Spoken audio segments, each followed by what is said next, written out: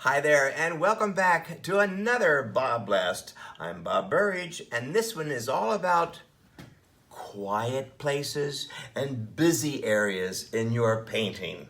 All right, as you can see by the wall here, you can see I have quiet areas in a painting and then the busy areas. I kind of like that yin-yang thing happening. They're all interconnected. See how this connects around this way and this goes around this way? Very much like the yin-yang, right?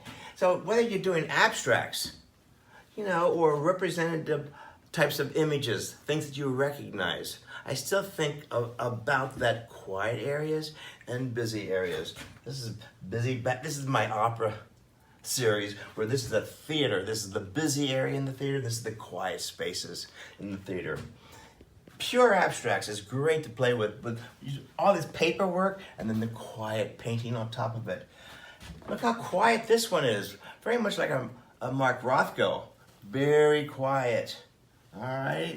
He may not agree with that assessment, but we're big, large color fields. So whether you're doing a Jackson Pollock or Willem de Kooning, stuff all over the place, right? No quiet areas. I happen to like to mix the two together, and that's the kind of the paintings that I'm doing right now, thinking about busy areas and quiet areas. And I got the idea, remember the 60s? From this classic Chinese symbol, which means an interconnection of things. And they all seem to work, even though they're completely different. And that's what I liked about it, how they interconnect. So I'm going to do a painting. I saw this image of a satellite of Cape Cod. And I said, my gosh, it's the perfect yin-yang. Let me show you.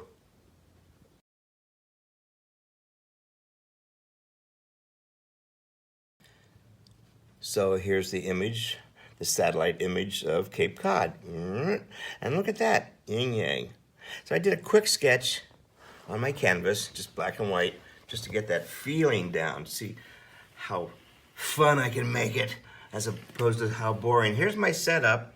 I have my all different kinds of blues. These are my Holbein acrylic paints. I have them squirted out already in little piles. I have some white, a little bit of green, a little yellow, some hot pink, red and green, big bucket of water, big brushes, another brush here for drawing, and here we go. So I have my quiet areas, and I'm going to have the busy areas. So first thing I'm going to do is put some color down, but notice I've started off with the values. Always start off with the values, whether it's a colored value or this one happens to be black and white. Get the values down. So I know I have the design down. That's the first part. All right, here we go. Now let's get some colors in here. So if this is going to be the ocean, well, I like to work fast. Look at that. Wow. See, it's coming alive already. Already it's coming alive. And let's get some, I think in the ocean, there's a little section here where the water is really almost like the Caribbean. It's really thin. So see, we go to the dark blue. This is the deep ultramarine colors that I have in here. And then you come back into the lighter, the compost blues. See, so now we have some depth even in there. All right. Let's keep working all over. Super, super wet. This is actually going to be one of my loose abstracts. And let's put a bit of green in here. Whoa. Too much green. Thank goodness for the white. Oh, here we go. So at least we have the shape of the land going on. And this is going to be the focal point. It will be the brightest. So I'm going to keep it white at this point. All right. And let's see if we can make it more exciting. Put some yellow in here. Come around in here. This is the shoreline. Right? And let's come in the shoreline in here. And I'm going to add some red in here. Squeeze out some red in here. Mix it up a little bit. Yeah. Give it some red, and green's going to make it somewhat on the brown side. I really don't want to show brown too much. So So I'm putting some more white back in here. Notice how I'm holding the brush too. Back in the end, not up close. That way I get to stand back and I can see how this starts to develop. The little islands out here. Look at that. So, well, you have a lot of stuff going on here, but see how your eye goes to here because it's the most contrast. Most contrast. There we go. I remember visiting Cape Cod out there in Massachusetts millions of years ago. It was fabulous. It was absolutely fabulous. All right, and I'm gonna get back into more blues.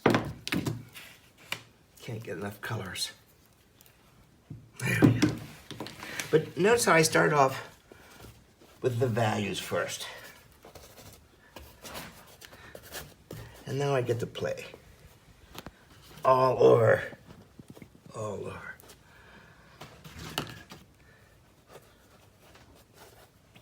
Well, I'm not going to spend the next hour just developing this painting, but I wanted to show you about quiet areas.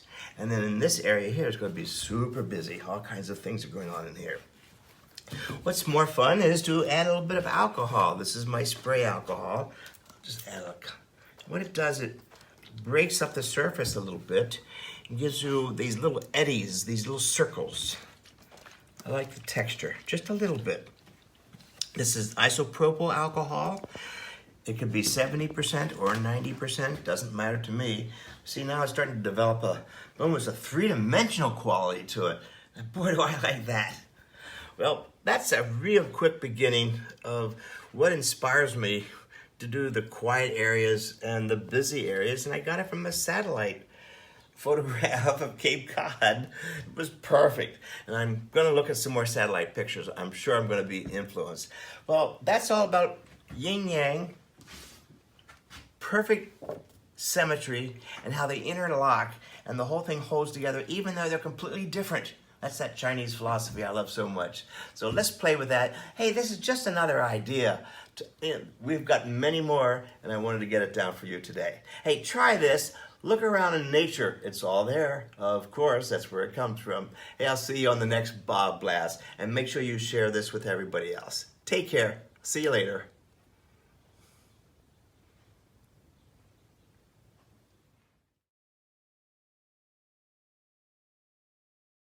Hi there, this is Bob Burridge, again here to remind you that you have 2 reasons now to enter your pet painting in my Petting Zoo virtual juried show.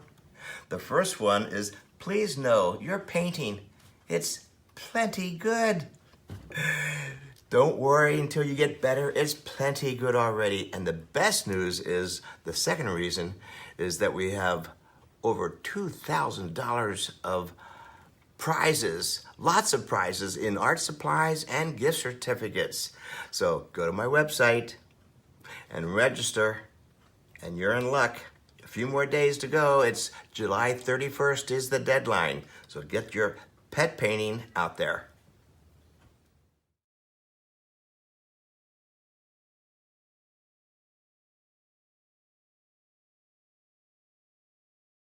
Hi there, this is Bob Burridge inviting you to Date Night with Bob.